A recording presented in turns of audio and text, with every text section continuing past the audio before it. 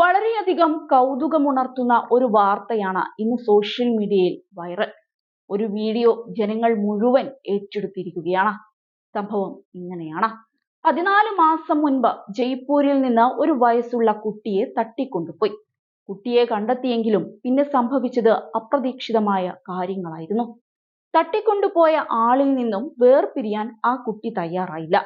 അധികൃതർ കുട്ടിയെ കണ്ടെത്തി തട്ടിക്കൊണ്ടുപോയയാളിൽ നിന്ന് വേർപെടുത്താൻ ശ്രമിച്ചപ്പോൾ കുട്ടി കരയാൻ തുടങ്ങി.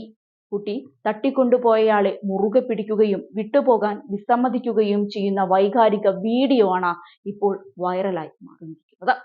ഒടുവിൽ പോലീസ് കുട്ടിയെ പ്രതിയിൽ നിന്ന് വേർപെടുത്തി അമ്മയ്ക്ക് തിരികെ നൽകിയെങ്കിലും കുട്ടി കരച്ചിൽ തുടർന്നു.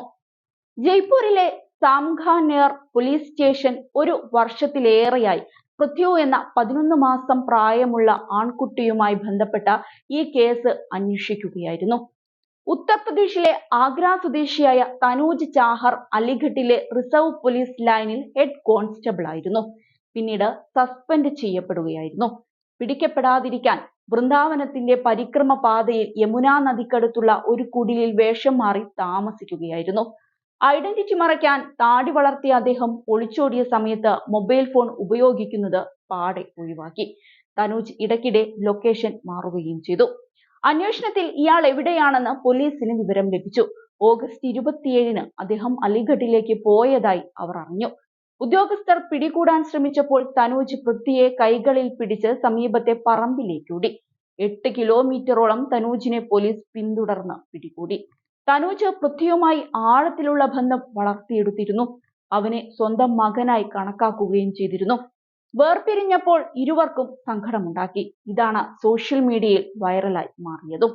പൂനം ചൗധരിയെയും മകൻ പൃഥ്വിയെയും കൂടെ നിർത്താൻ തനൂജ് ആഗ്രഹിച്ചിരുന്നതായി അധികൃതർ വെളിപ്പെടുത്തി. പൂനം തന്റെ ആവശ്യങ്ങൾക്ക് വഴങ്ങാത്തപ്പോൾ ഭീഷണിപ്പെടുത്തി. ഒടുവിൽ കൂട്ടാളികളുടെ സഹായത്തോടെ അവരുടെ വീടിന് പുറത്തുനിന്ന് പൃഥ്വിയെ തട്ടിക്കൊണ്ടുപോവുകയായിരുന്നു. പിടിയിലാകുമ്പോൾ പ്രതിയെ കണ്ടെത്താൻ 25,000 രൂപ പാരിതോഷികമുണ്ടായിരുന്നു. പോലീസിന്റെ നടപടിക്രമങ്ങളെക്കുറിച്ചുള്ള അറിവാണ് ഇത്രയും കാലം പിടികൂടുന്നതിൽ നിന്ന് രക്ഷപ്പെടാൻ അദ്ദേഹത്തെ സഹായിച്ചത്. എന്നിരുന്നാലും നിയമപാലകരുടെ നിരന്തര ശ്രമങ്ങൾ പ്രതിയെ ഒടുവിൽ അറസ്റ്റ് ചെയ്യുന്നതിനും കുട്ടിയെ വീണ്ടെടുക്കുന്നതിനും കാരണമായി. ഏതായാലും ഇക്കാലയളവിൽ സ്വന്തം മകനെ പോലെ നോക്കിയതിനുള്ള സ്നേഹമാണ് ആ മനുഷ്യനോട് കുട്ടി കാണിച്ചത്. ഇത് സോഷ്യൽ മീഡിയ ഏറ്റെടുത്ത് ആഘോഷമാക്കുകയാണ്.